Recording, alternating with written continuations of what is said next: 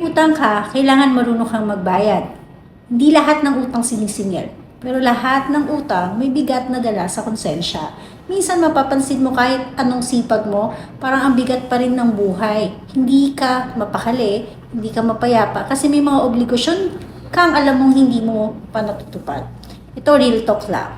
Kung marunong tayong umutang, dapat mas marunong tayong magbayad. Hindi lang pera ang hiniram mo. Tiwala yon. Sakripisyo yon ng taong nagpahiram sa'yo. Pinaghirapan nila yon, kaya dapat marunong din tayong lumispeto. Kahit hindi ka sinisingil, hindi ibig sabihin wala ka ng responsibilidad. Ang totoong sukatan ng pagkatao ay kung paano tumupad sa mga bagay na hindi pinipilit. Hindi mo kailangan bayaran lahat agad-agad. Pwede naman paunti-unti or maliit lang na halaga.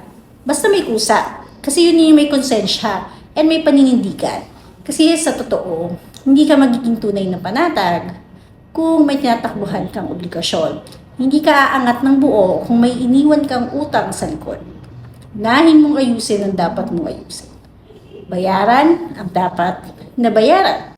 At makikita mo, mas gagaan ang pakiramdam mo, mas lilinaw ang landas mo. Dahil sa tunay na pag-asenso, hindi lang nasusukat sa kung magkano ang kinikita natin, kundi sa kung gaano tayo marunong tumupad sa responsibility natin.